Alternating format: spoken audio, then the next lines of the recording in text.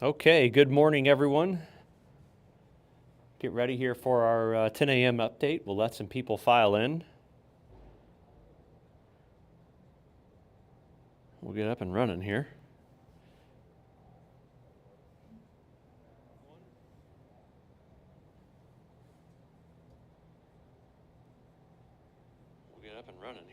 Yeah, we sound good.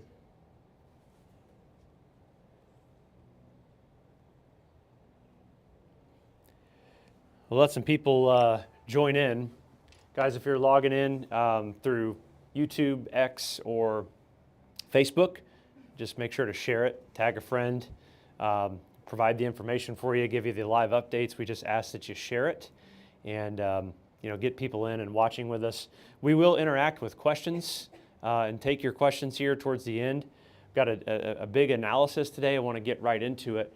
I did have one, gosh darn it, I had one map I wanted to show you all here, and I need to make sure I have it. So give me just a second while you guys are still filtering in here. Where did my... Let's make sure I don't show that on the screen. Should be sharing that window.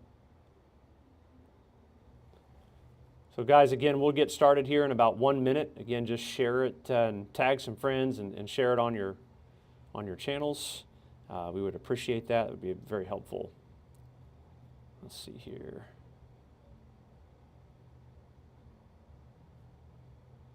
I'm going to go and look for this image I wanted to also toss into the show because this is also a very big deal. I wanted to talk about the wave heights from the latest data. I will bring that over here so you guys can see that, and then we'll get into that here as well. So, perfect. Got what I need. Guys, good morning. Just a little after 10 a.m., we'll get right to the latest analysis. Right now, what we're looking at is just the current conditions of Hurricane Milton. Okay, as of 7 a.m. Central Time or 8 a.m. Eastern, this was a 145 mile per hour storm with pressure at 929 millibars, and it is moving east-northeast at around 12 miles per hour. It is really going slow here this morning, moving across the Gulf of Mexico. And again, we're going to watch this kind of start to take a turn right northeast up towards the west coast of Florida. And that's kind of what our target's going to be today, is exactly where is landfall and when is landfall. That's going to be our big thing today. So we'll get into the analysis. Again, if you have questions, I will try to answer them as best as I can. Pull the chat up over here so I can see it. Good morning to you all as well. So let's go over to the latest satellite. I want to show you this. This is a absolutely just mesmerizing image here of the Hurricane Milton going through what we call its eye wall replacement cycle. All right, you can see as we get towards the end of the loop, you can kind of see how the eye wall wants to start to get bigger. You see where we started here, how we had this little tiny pinhole yesterday. Real tiny little eye wall, very compact, very fast moving.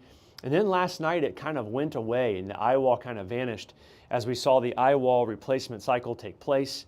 As it's starting to clear back out this morning, the eye looks to be about double the size of what it was yesterday. You're going to notice just the expansiveness of Milton grow a little bit.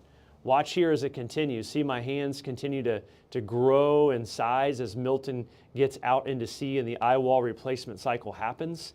All right, the storm is becoming way bigger as it gets closer to land. So that's the main concern. Is I know everybody's really focused on Category 3, Category 4 at landfall.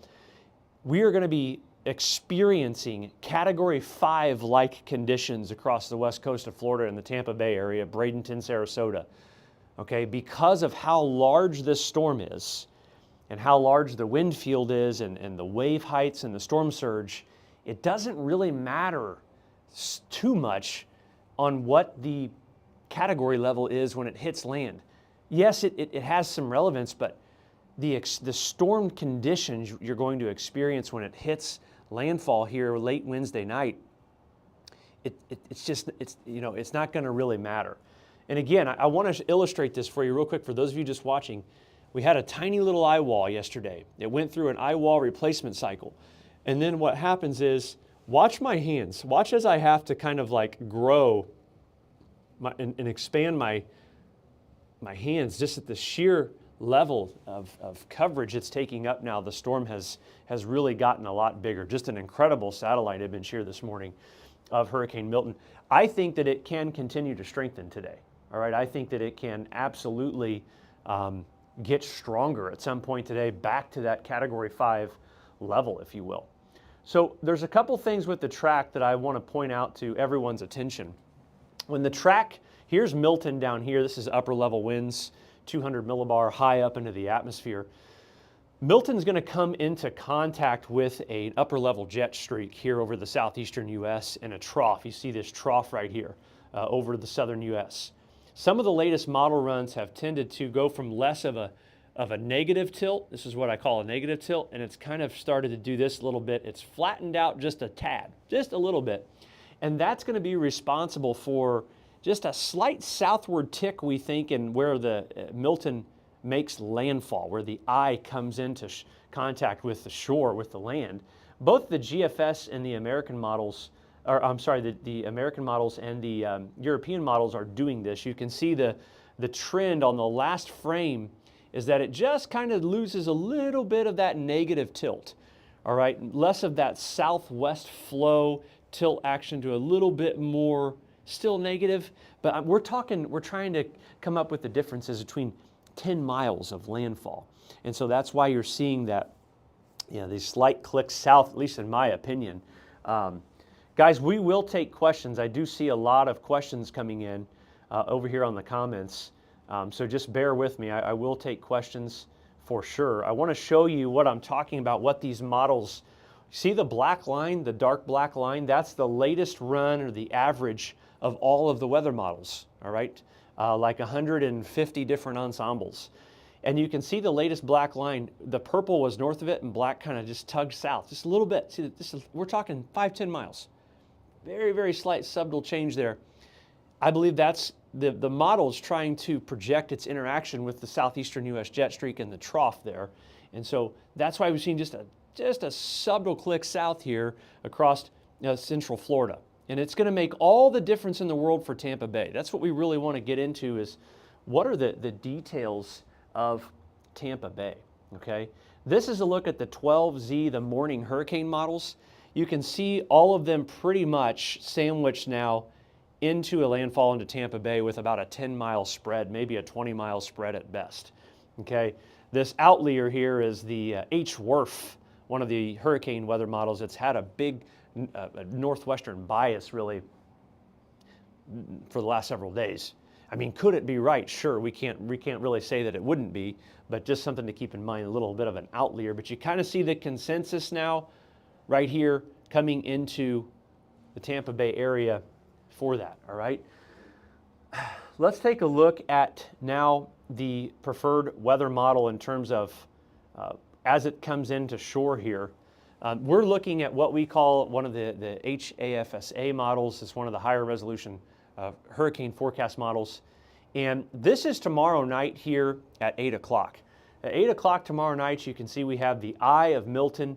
It's big. The one thing I want to talk about is the expansiveness. This is about 150-mile, wind field here of hurricane force winds almost, or at least tropical storm force winds. The hurricane force winds might be 60 to 70 miles, but the reason that you're seeing just such an intense wave height forecast, we are talking about wave heights that could be as much as 60 feet.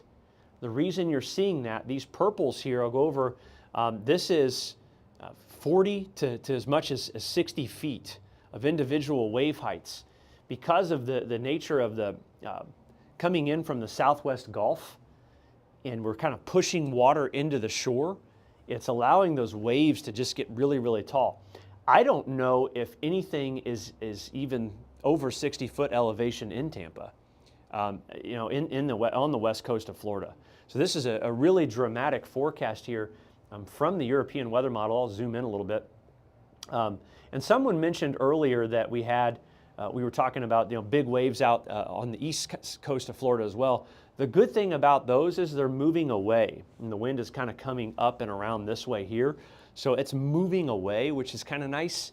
It won't impact the East Coast nearly like it will the West Coast. But from Fort Myers up to Clearwater Beach, 50-foot waves, 60-foot waves looking out into the Gulf is not going to be out of the question, which is, again, that's scary. That's a scary look here. Forecast model here, imagery courtesy of tropicaltidbits.com. You can go and get this information. Anyone can access it. It's free. Levi Cohen, who provides the data, does an excellent job. And you can contribute or support his model page by being a patron. I think we've been a patron now for almost 5 years or something. Just donate money to help run this page, right? These very, very neat weather models. This is off the coast tomorrow night at 8 o'clock. Okay, the center of Milton. This is a Category 4 hurricane, and it's about, I don't know, that's probably 50 miles off the coast there. And we do think that it is a Category 4 hurricane as soon as it touches a piece of land. As soon as it touches any land, it'll start to weaken, but I do think it touches land as a Category 4 hurricane, in my opinion. The National Hurricane Center has the center of it right here at 125 miles per hour, which is like 6 miles per hour away or 5 miles per hour away from a Category 4. So we're pins and needles here. We're threading the needle, if you will.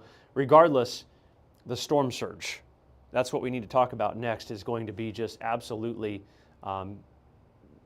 historic. I mean, you're going to be talking a storm surge again to the likes of which, again, I don't think the region's really ever seen before, at least in the last 100 years. And so the exact track of the low, just southwest of it, is where the storm surge is going to be the worst.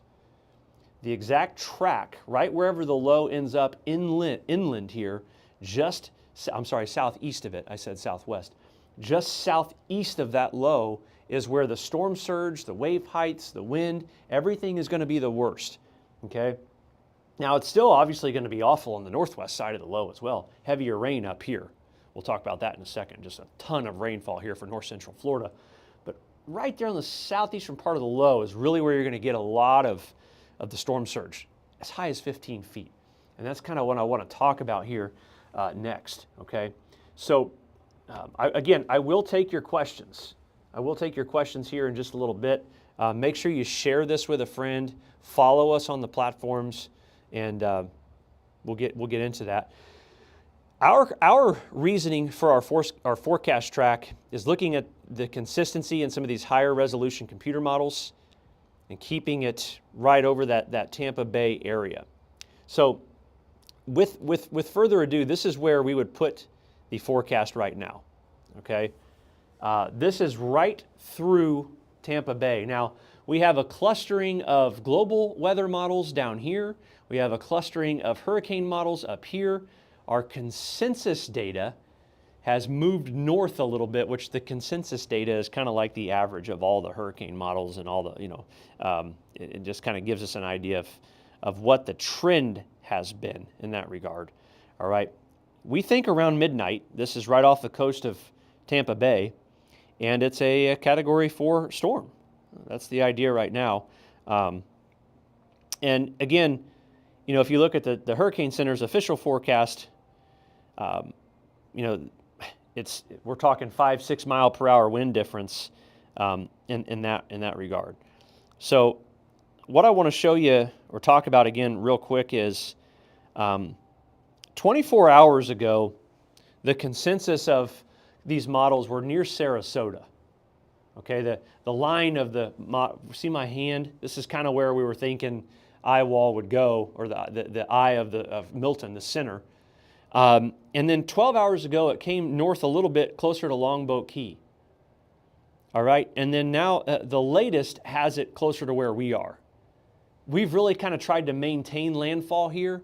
Listen, could landfall be in Bradenton? Yes, absolutely.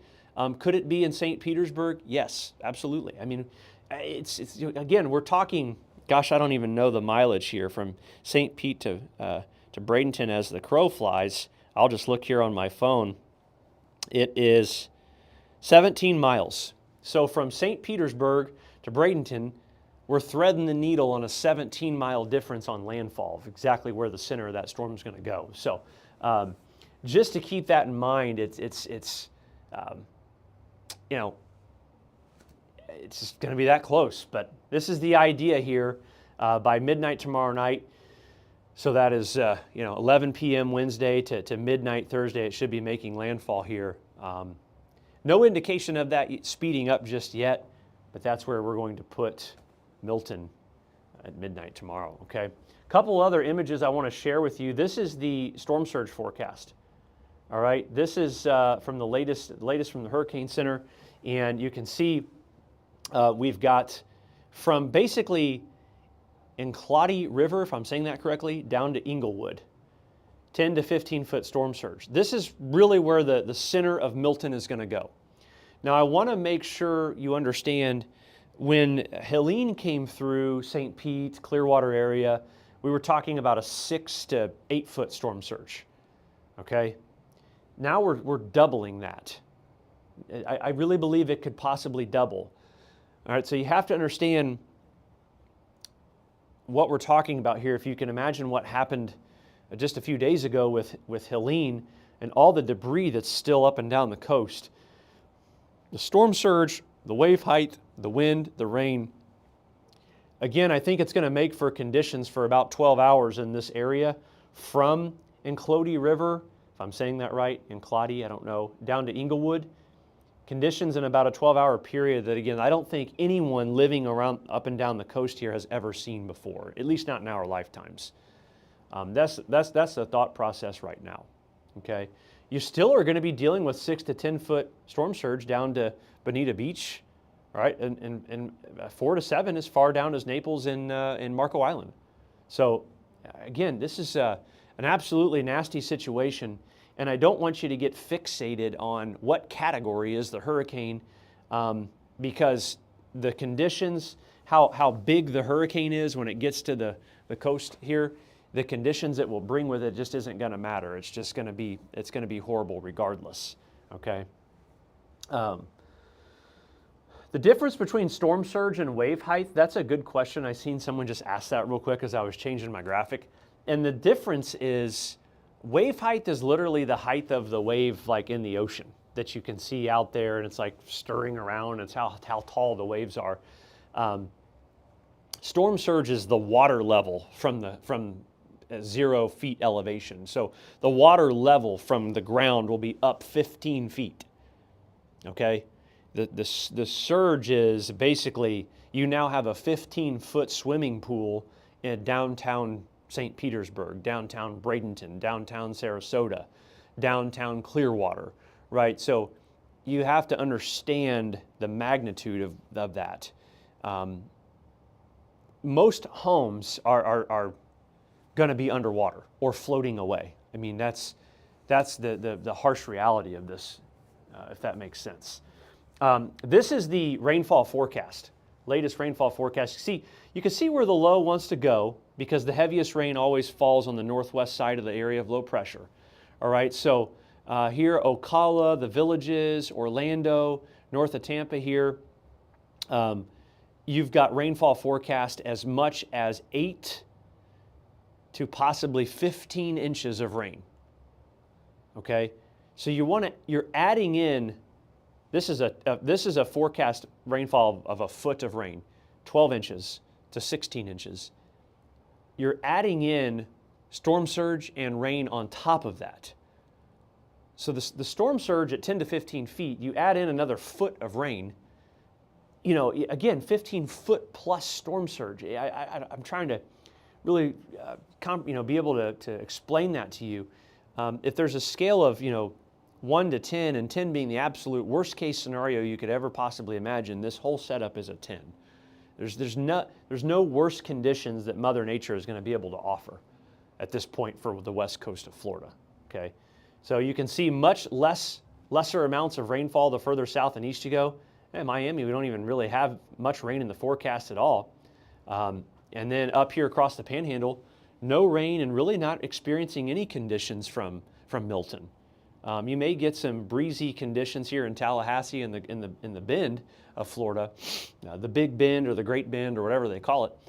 But a lot of this area is going to go unscathed, untouched for really weather in general. So next map here I want to show you is the impact map that we've created. And this is just kind of trying to simplify this for you and show you, okay, in the purple, devastating impacts. I mean, you want to use a word that really describes what's going to happen. In the purple, it's worst case. Again, like I said, it's worst case scenario. I can't stress that anymore. Fort Myers, across Central Florida through Orlando, the villages, right here through Central Florida, I expect widespread power outages. I expect no power. Flooding and tropical storm force to hurricane force winds for about 12 hours Wednesday night. So if you're in that area in the red and the purple, I expect no power, a ton of wind, homes floating down the road, you name it. Worst case scenario, roofs blown off, power poles snapped over. It's just on and on and on.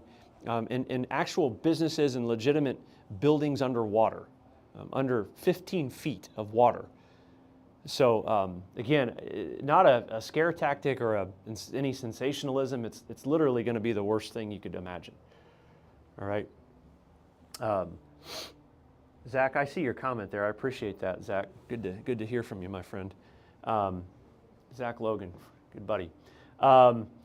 So I'll take some questions. If we've got a bunch of people on watching, if you're on any platform, make sure you're subscribing to the YouTube, the X, or the Facebook pages. Make sure you're liking or following the updates because we will be updating you along with over on TikTok as well. So Hope, what have we got? Anything? We've heard a lot about Orlando. Yeah, I mean, Orlando, listen, I think you're looking at major impacts, wind gusts as high as 75 to maybe even 80 miles per hour throughout Orlando. Very, very heavy rainfall, perhaps a foot of rain, and tropical storm force, strong tropical storm force winds to hurricane force winds for an extended period of time. Power outages, damage, a lot of wind. You're not going to get the storm surge that you're going to, obviously, in inland, but certainly not going to be a walk in the park in Orlando. Yeah, people are wondering too if they're going to evacuate, how far north do you think that they should drive? I mean, if you're going to evacuate and how, again, I'm not telling you, I'm not giving recommendations on evacuations. So if I'm anywhere in the purple or the red, I'm leaving, okay? Even along the coast here, 200 miles up and down the coast, I personally am leaving. This is me. I would get Gainesville points north. You know, I would get into Gainesville, Jacksonville, Tallahassee, up into southern Georgia if you can for a few days. Up into, you're not going to get anything really too crazy up in there. I just would not be anywhere from Fort Myers up through, I don't know what the closest point here is. Right here where the bend starts. I wouldn't be there. Can you kind of elaborate on how even if you live on a 4-story building, that's still not safe with flooding? Yeah, I mean, if people are talking about being elevated and in the 3rd and 4th story buildings, I mean, yeah, okay, maybe you're above water. How are you going to get out of it? I mean, you're going to get stranded. You're not going to have power. You'll literally be surrounded by 15 feet of water around you. I can't imagine how that would be safe. Listen, I know this even sounds extreme or crazy, but in the Tampa Bay area, especially Clearwater, Tampa Bay, St. Pete, Bradenton, I would be worried about the wildlife that's in the water that comes into the land. Literally. I mean, I would be worried about walking through the water with, sharks. And I mean, you're talking just stuff you're not used to. So regardless if you're 3 or 4 stories off the ground, I guess you could hang out there for a few days until the surge comes back down to make sure you have all the food and water that you would need. People asking about the wind shear coming in, do you think it'll affect that much? Yeah, it's a great question. I can get into what the wind shear, what we would like for it to do. I'll show you the latest modeling here for that. And listen, the hope is that the wind shear would would cause the storm to weaken. That's the hope. Obviously, we can't. There have been instances where we've thought that could happen and it doesn't, because the storm is so strong. Like Helene, the Helene was dealing with a lot of wind shear. The interesting part about the wind shear in this situation is a lot of that is flowing from the southwest. The storm it may go to work on it. It's one of those things where theoretically it should weaken it, but because it's going to be so big and so strong and already spinning so fast, I don't know. It doesn't seem to me like right now that forecasting anything less than a Category 3, which is a major hurricane, 130 mile per hour sustained winds, would be responsible to the people of the West Coast. So do we hope that it weakens the storm and subdues it a little bit? Yes. There's another factor that we hope helps out a little bit and weakens the storm upon landfall, and that's the dry air factor. There's certainly the potential that this storm wants to pull in dry air and wrap it around its center. But again, is it quick enough? Can we pull in the dry air fast enough to start eating away and limiting the strength of Milton? Those are factors that we would hope to be true. The problem is Milton is also interacting with a jet streak coming into the right entry region of the jet, where there's favorable environment for growth and lift to occur. So again, I would just not be shocked if we saw continued intensification of Milton again today and tomorrow while it's in the Gulf. I just would not be banking on a weaker storm system at this current point in time. People asking about shifts south and north. What are the likeliness of it? I think right now we've got it nailed down to within about 20 miles. Again, this is our forecast for landfall. I think it's about a 20-mile spread right now. I think the furthest north for landfall, in my opinion right now, would probably be Clearwater, and the farthest south would be Sarasota. So if we really said, hey, what's the risk of the distance of that as the crow flies, that is a 45-mile spread. Okay, that's probably being conservative. You could probably cut that in half and go from Bradenton to St. Pete. Again, the north side of St. Pete and down through Bradenton, that's a 20-mile spread. Okay, I think we're probably close enough now to say it's going to be somewhere right here. It may be drawn to the water, quite frankly. The water may just be drawn to the channel. I don't know. But I think that's the window of where the actual center can go. I had a question here about tornado threat and where the highest chance of tornadoes would be. Yeah, that's a good question. The tornado threat's really going to be all across the eastern side of the low, where it's spinning around the area of low pressure. So there'll probably be statewide tornado watches, quick spin-ups across the state, especially on the east side and the north side of the low where the spinning occurs. So I would say all of Florida, at least 80% of it's probably going to be in a tornado watch most of Wednesday night into Thursday. Can you specify when this clears out, do you think, off the East Coast? Yeah, I mean, I think it's out of here. I think it's probably out of the area, and we're done dealing with it by about, I would say, noon on Thursday. I think it's all out of here. Here's an 8 a.m. location. Category 1 hurricane, by the way, 8 a.m. Thursday over Orlando. That's the thought process right now. Sustained winds of 90 miles an hour, I think, is a Category 1 hurricane. So that's crazy. Anything else? Cool. Awesome.